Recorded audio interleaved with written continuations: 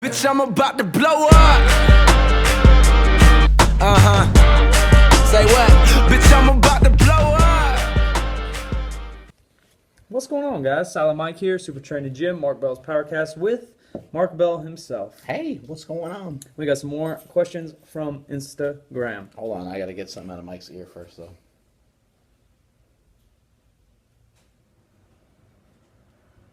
Oh, what Ear is that? boogers. Oh my god. Ear boogers. Protein. Slingshot protein. Coming to you soon.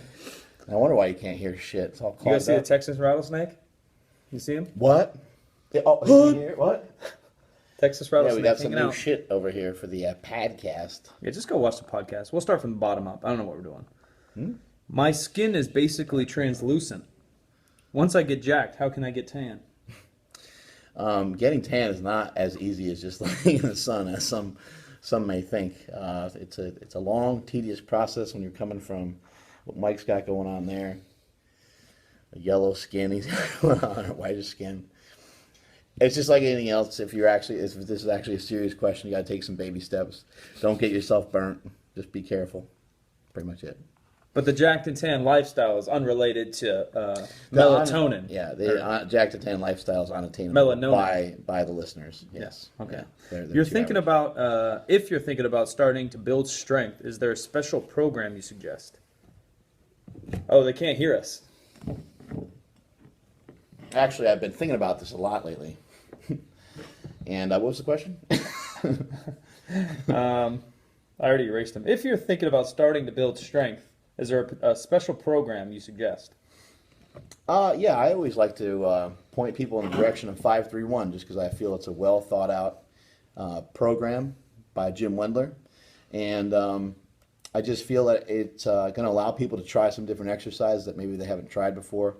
Things like floor presses and board presses and things of that nature. But really, the real key is just whenever you're starting a program is to look on the YouTubes, follow some of the stuff I'm doing, follow some of the stuff Mike's doing. There's a lot of other great resources out there. Follow what some people are doing and try to learn the proper execution of the technique of the lift. Chad Wesley Smith has a lot of good videos out there as well. But yeah, 531 usually comes to mind. The Cube Method by Brandon Lilly is not a bad place to start. Even some Westside Barbell stuff. Again, it's going to allow you to try out a lot of different movements. What do you recommend for someone who can't get into a proper conventional deadlift start position, meaning having a rounded low back before the pull? That's pretty bad. That's not a good display of mobility. First thing I would do is just have you not worry about it. I'd have you deadlift on a higher surface, shorten your range of motion a little bit, but also you don't want to just have that band-aid of doing that. So over a period of time, work your way down to something lower, which would be the floor eventually. And I'd also suggest doing stiff leg deadlifts where you're standing on a elevated surface to increase the range of motion a little bit. On top of that, last thing that I would suggest is go to mobilitywod.com and learn how to stretch your hips, your hamstrings, and your lower back. Yeah, I think sometimes mobility is an issue. I think a lot of times just like motor pattern and practice is an issue. So what I would do is I would film yourself or have a friend. Oh my. If you smell, I would just work on your technique, then video yourself, or have a friend video you or watch you and help you make sure that back's flat. Some people it is mobility, but some people just need to. What is this? A prop show? I don't know what's going on. Super training / sunglass hut.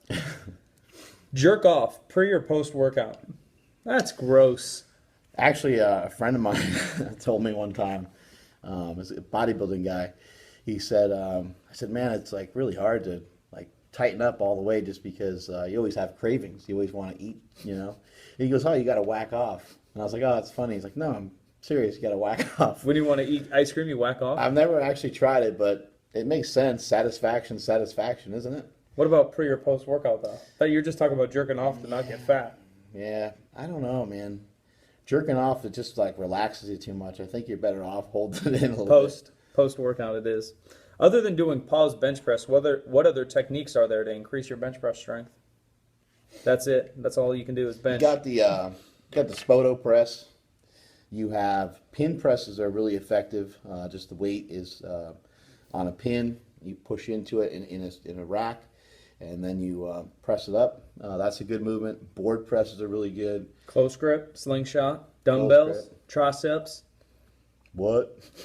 Yeah, any of that kind of stuff. Doing some different tempo. You know, a lot of times people are just lifting erratically and just maybe do a Erotically? 3 or 4 second descent on the way down, and try that for a little bit. What exercises would you recommend for a better deadlift speed, especially in the bottom position? Again, what I just mentioned, tempo would be crucial. You can try some pause deadlifts. Mikey and I did some of those. Lift slow to lift fast? Train slow to lift fast? Yeah, that's right.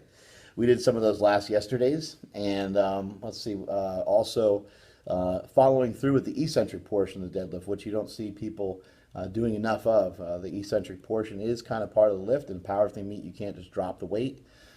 So I would recommend that you do that. And then on top of that, a little bit of speed work is going to, when you're doing speed work, you're working on force production and form perfection. You're trying to really master the lift. You're not just trying to yank on the bar like crazy. So a lot of times a beginner will need about 70% of their max on the bar in the situation of the, in the case of the deadlift, in order to kind of produce the right amount of force on the bar. That's a lame answer, but always when your form's better, you lift smoother and faster. Just Mark's bench is one of the fastest benches, and his form's one of the better raw benches around. So it's just kind of how it goes. Yeah, you also might just need to get aggressive. You know, you don't need to go crazy. It is just training.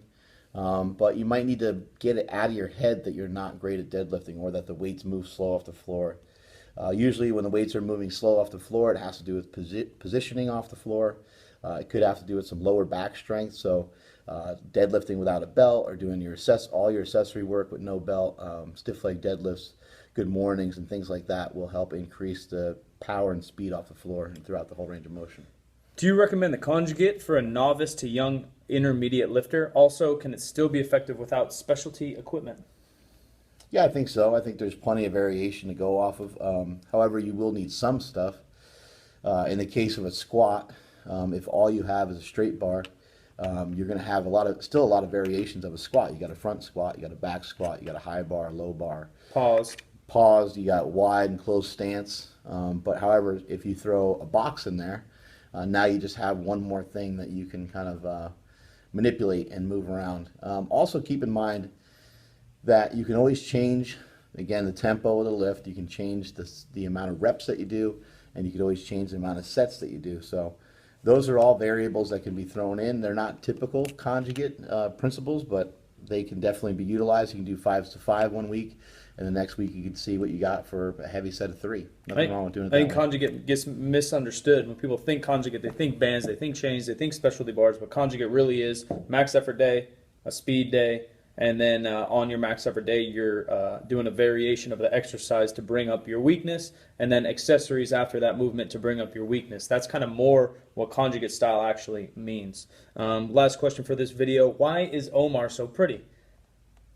Omar is a handsome Vampire-looking. Is a handsome female. And I think the reason why she looks so great is because of those eyebrows. Those are some premium Presto eyebrows he's got going on. What if you have the eyebrows but no long hair? Yeah. I forgot to mention, well, not only the long hair, but he also he wears a lot of makeup. So that's kind of like part of his secret. Still looking so pretty. Yeah. That's it for this video. Subscribe if you like the video. Check out Mark Smelly Bell /SuperTraining06, and we'll come at you guys with another question and answer. Thank you.